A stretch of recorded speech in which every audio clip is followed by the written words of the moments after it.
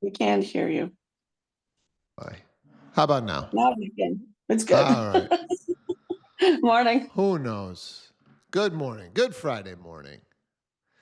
Um, we've got our Finance Friday with us today.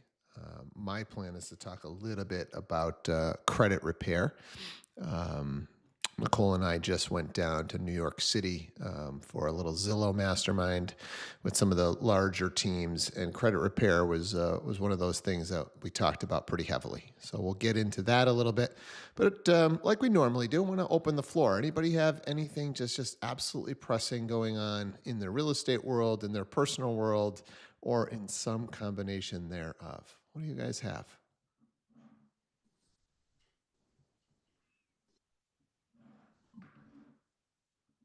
Don't do it to me. Don't give me those quiet mics. Man, it is May. If you are on this call and you are not doing deals, we got issues. This is go time. What's going on those transactions? Share your stories. We can do credit repair. All right, we're going to go there.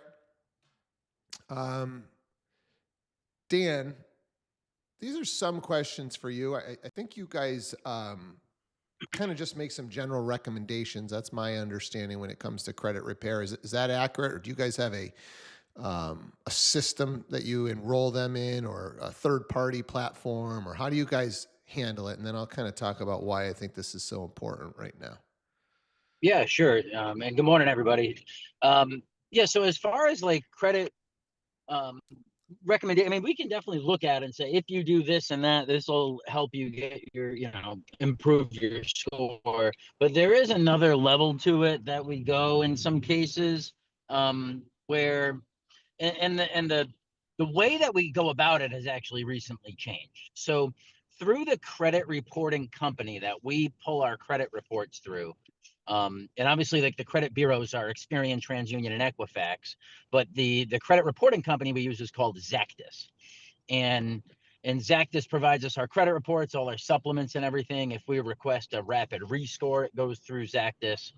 They have tools that are available to us that we use to. So the reason I say it's changed is because there used to be two ways to do it. One of them was called a what if simulator, and we can go into this tool and it pulls up all the clients' accounts that they have, and then we'd say, what if the balance on this were paid down to this amount, or what if the status on this was changed from a derogatory collection to a paid in full collection, and things like that. And then that would say, all right, if you do that, that would increase your score by so much. There was also a way that we could basically say like a target score increase. And say we want to get his TransUnion and Equifax scores up by 40 points. And the guy has $8,000 available to use. What are your suggestions to do that? And then it would tell us specifics. Pay down this account to this amount. And that's more what it's like now. So they've kind of merged those two tools into one, where instead of it being an automated system that I use, it actually gets assigned a rep from the credit reporting agency, and they'll go in there and basically it's the same type of thing where I say I have a target score increase that I need, and then they're going to give us some detailed recommendations on what to do, and it'll let us know if it's something where our target can be achieved in a 30-day time period, or if it's 6 months, or I've seen in some cases, like I ran one yesterday and it said, unless this charge off is paid, you will not be able to reach your target score within the next 6 months. So we can get into detail on what needs to be done, but then again, it's all up to the client to actually act on all of that, and a lot of times it takes them, it requires them to come up with some money to pay these accounts down, or pay them off, or settle them in some way. So ideally, if the client has the sometimes they'll come to me and they'll say, hey, I have this money for down payment, but my credit stinks. You'll look at it and it's like, well, if you pay this and that, then you can get approved and you don't need to use all your money for the down payment. You can do a 3.5% down, and now that your credit qualifies, or maybe now that you've increased your credit, use the money to increase your credit, now you can get a down payment assistance program or something like that. So that's kind of how we go about it. As far as like enrolling them in a program, not so much. We basically would run the report, see what needs to be done, send it over to them, and then throw them on the calendar to follow back up in 30 days or what have you, and go from there. Yeah, and the reason I want to bring this up is just coming out of that conference, or mastermind, if you will, buyers are going to be thin, right? The market's thin pretty much everywhere. Some markets worse than others. Might be time to kind of go back through those clients that you're like, man, this guy really wanted to buy, but just credit score wasn't there. How aggressive were we with those clients? There's just, right now, we don't have the luxury of just going, oh, there'll be another buyer coming. There'll be another buyer coming. We've got to really comb through the contacts that we have and try and figure out how can we get these people into a house. And we just had somebody that was pretty vocal, an agent at this mastermind, that she personally went through the process, right? And at this point, you could chat GPT it and come up with, the 10 different things that you can do to improve your credit score. But she was just adamant about hand-holding, her personally hand-holding, because she had just gone through it, her own clients, right? Learning some stuff that she didn't realize, getting aggressive with the creditors.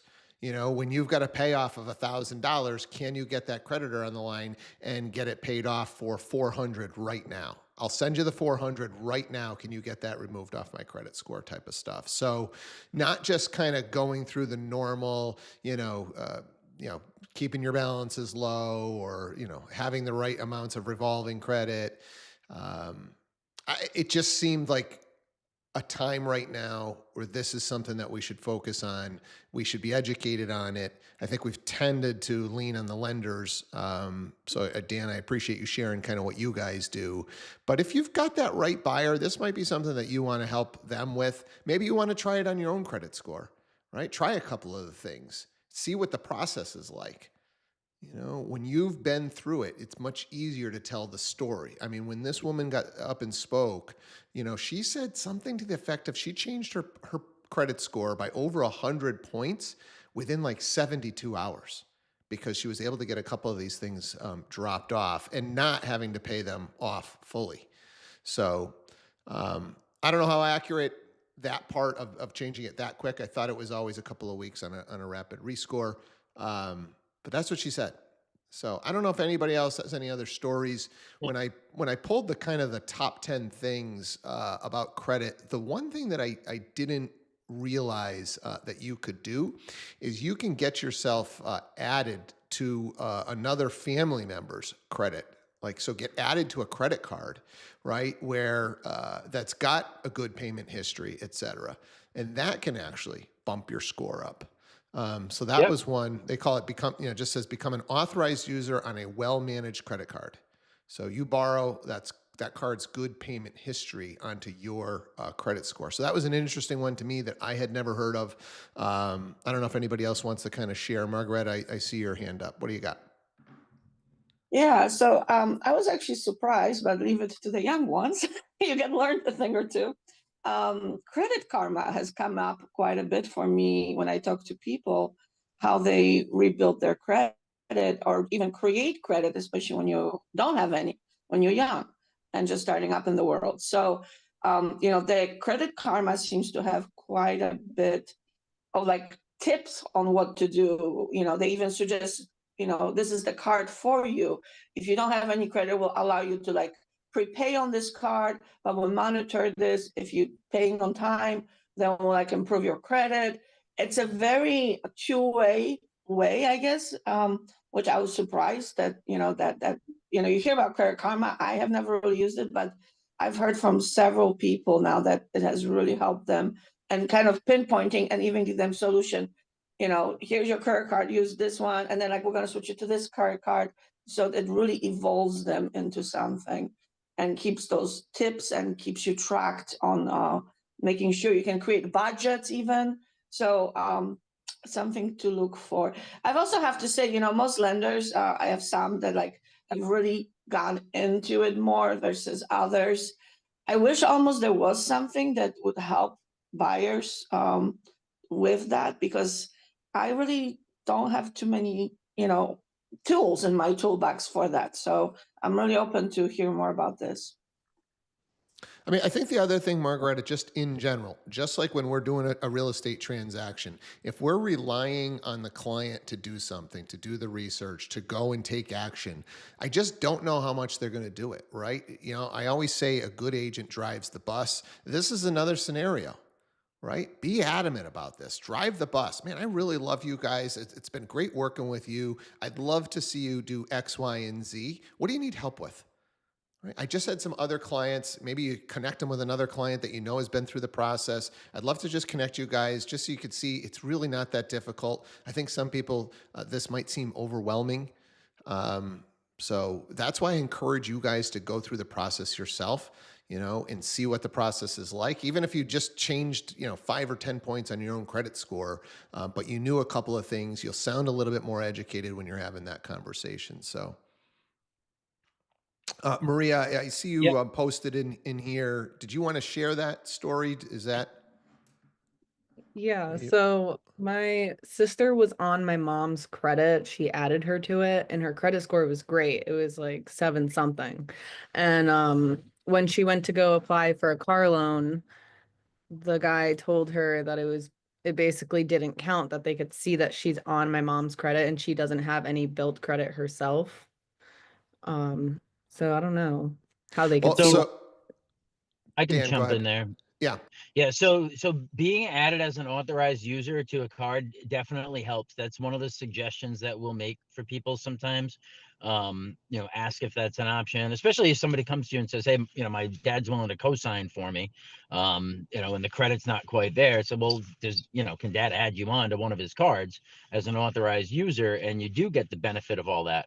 I don't know what their standards are for lending at the car dealerships and everything, but for us, that's going to impact your credit score, and it is what it is. We're not going to exclude that, that factor in and say without that your credit score would be something else.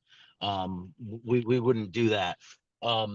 And Dan, then the only thing I'm thinking there is maybe there just wasn't enough credit, right? So if I've got some of my own credit established and then I get added to an authorized user, it's going to help me.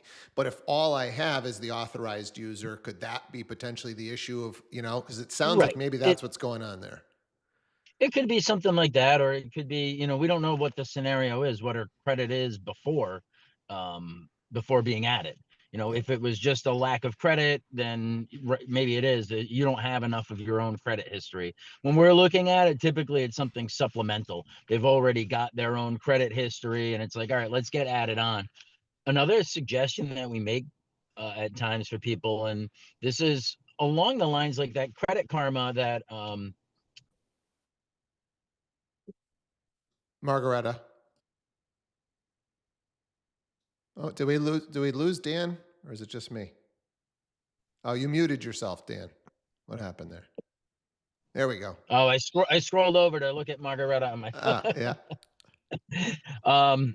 No, so the Credit Karma is definitely helpful for consumers that are trying to keep track of what they have going on their credit, to know what range their credit is in, whether it's fair, poor, excellent, or good. Like it's good for that. The scores aren't going to necessarily match up with what we see when we pull it. But along the same lines of that, maybe some of the recommendations they make on there too, is being able to maybe getting your utilities self-reported onto your credit. So if you have a limited credit history, your credit's maybe not perfect, you can get your cell phone bill added onto there. Basically, you'll have to provide evidence of what your bill is, and you provide a payment history, and then they add that on there. And that starts to help build trade lines for you and show a positive payment history that will definitely help over time. Margaret also mentioned like a secured credit card. That's, again, if somebody has poor credit and they're trying to get credit cards and they're getting turned down, basically a secured one is say, you send us $500 and we'll give you a credit card with a $500 limit that you can use. And then, but then that, again, that reports as a positive trade line on their credit. But back to the original thing I jumped in on, as far as the authorized user, we look at that. We wouldn't hold the buyer or the borrower accountable for the payment or liable for the payment. So let's say you get added onto your dad's Amex. He uses it as like an open Amex, right? Because say your Amex doesn't have a credit limit and it doesn't report a minimum payment due, right? So for us as a lender, we look at that a little differently than you have your regular credit card with a $50 payment. We use a percentage of the balance or go, another method for it. But if you're on it only as an authorized user, then we can, without anything else, we can just exclude that from your debt ratio, because we know it's not your debt. You're just on somebody else's account. Cool. Amber, I see your hand up. What do you got? So on that credit card thing, when my son was like 15 or 16, I added him to my open Amex, but I put a $500 limit on it so that he couldn't spend more than that. But I found that it didn't affect anything unless he actually used his card to spend the money. So like when we went school shopping, he would use his card. Obviously, I'd be paying it just so that he could build some credit. And then like we went tuck shopping, he used his card. I don't know if that makes a difference or not, but I found that it changed more when he was physically using his card. Interesting. Great little tip there. Adam, I saw your hand up as well. What did you have? Yeah, I just wanted to share some perspective that there are different styles of scores. So there is a automotive, there's a different score that they use, different algorithm for when you're buying a car versus when you're buying a mortgage. And of course, the mortgage one is the most scrutinized and the hardest to get highest, because you're, typically signing up for a 30-year amortization, where a car is, a 5-year amortization. So just be aware if someone said, hey, I just went to the dealership, we got a car, I was a 760, that same exact person could be a 720 or a 710 or something. So I know, just real life scenario, in the middle of refinancing, my Credit Karma score was 40 points off from my mortgage score.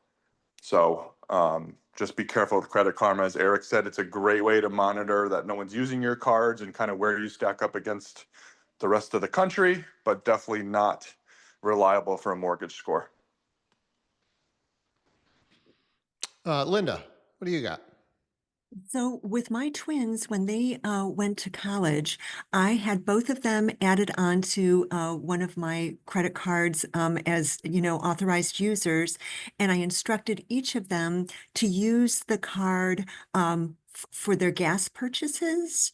And so they did that consistently. And in short order, they started receiving offers through the mail for other credit cards. And because they were using it and I had really stellar credit, and because they were paying down every month, or I was paying down, because they were using just a small percentage of what was offered monthly, for the credit limit, they started getting their own credit card offers, and they were able to really start building their credit that way. And then they just carried on with then opening their own cards and using them very, very conservatively. Like the debt ratio to whatever the amount of credit was that they were offering makes a huge difference in your credit score.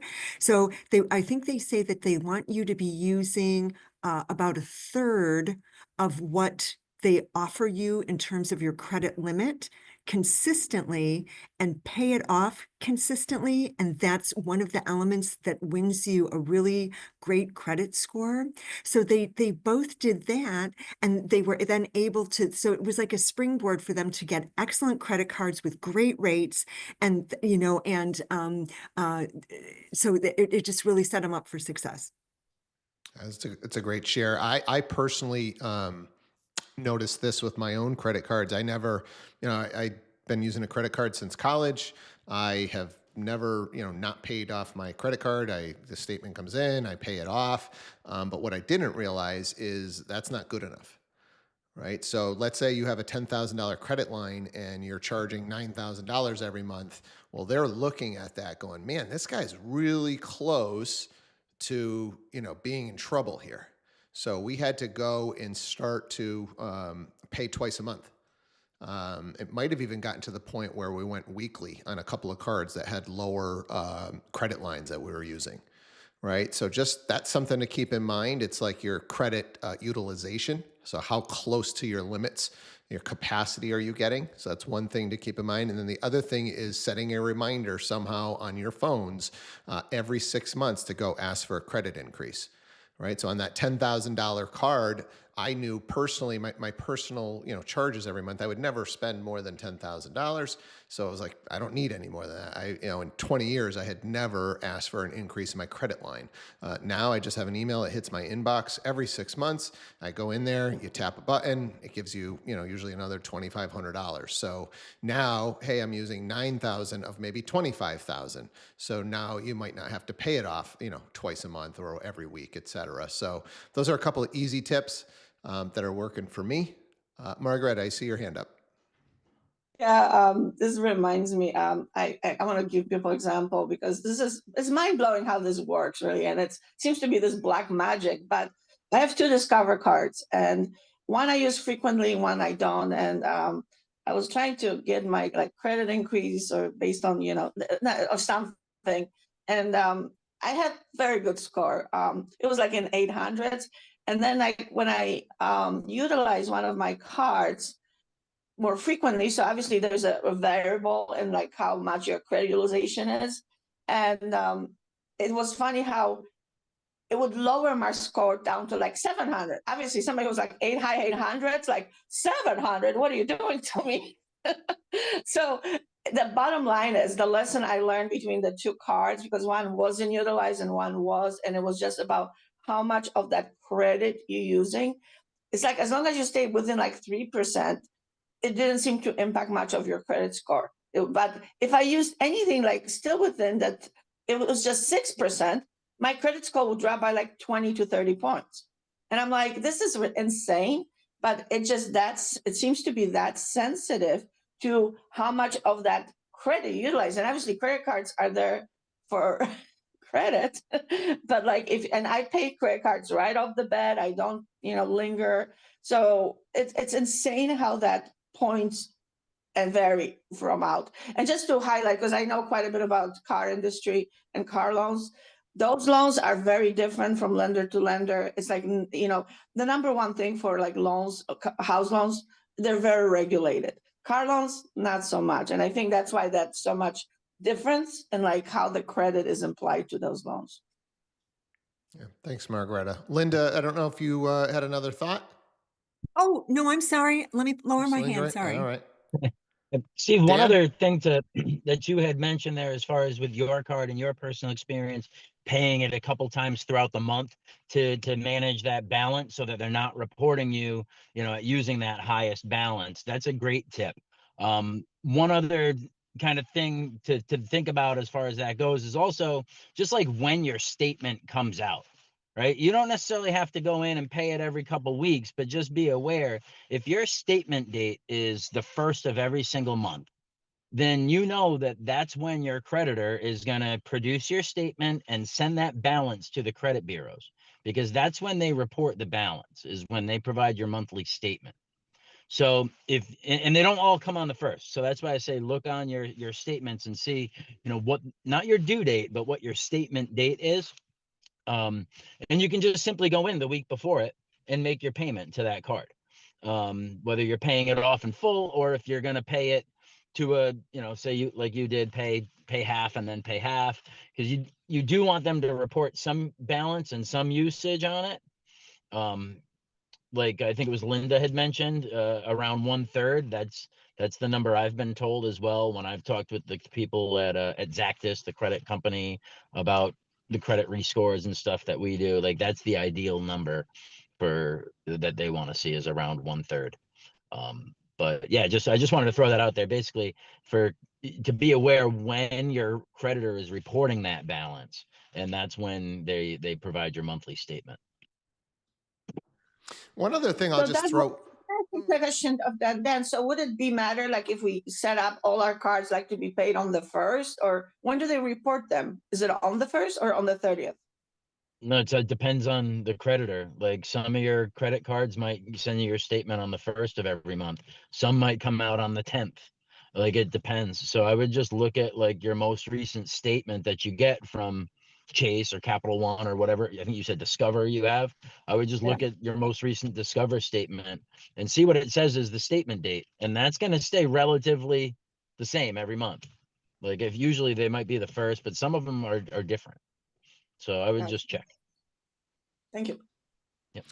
I'll just share just a personal tip on credit cards as well. I'm not really a points guy with like air miles and stuff like that. I'm more of I like the cash back stuff. And I think your best cards are typically around 2%, or maybe they'll have some kind of a bonus, 3%, 4%, 5%, depending on how you spend.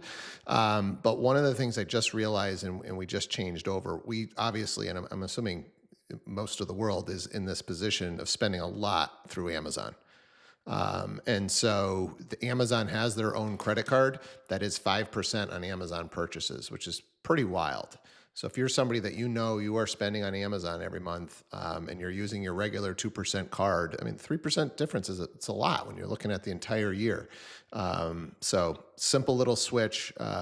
If you're spending a lot on Amazon, go check out, I think it's like they call it the Visa Prime card or something like that. So You have to get one for my wife. right. Yeah. Don't do that. You'll spend more, Dan. Yeah. Trust me, I have one. Anybody have any other just, hey, I made this little change, whether it's just in your personal finance with regards to credit cards or anything like that, that'd be a good share for the group? Hey, I'll throw one more tip in there just to, I think it was Dan's point. If you pull up your credit card, if you're trying to get, I have multiple credit cards. So if you go on Credit Karma and view your credit report, it'll basically show you all of those dates that they report them on, right? So one might be the 21st, one might be the 3rd. So instead of having to log into all your accounts, if you just go into Credit Karma, pull your report, you can see when they're reporting the date. And because I'm monitoring my credit like a hawk right now, and so let's say I know it's due and that they're going to run it on the 21st, I make sure that payment's in, 18th or 19th. So just a quick way to scan all your cards just to see when the payments are due.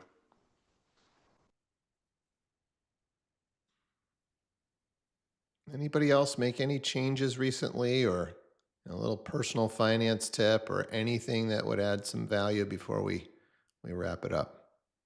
Don't spend. Don't spend. That's a great tip, Margareta, in all seriousness.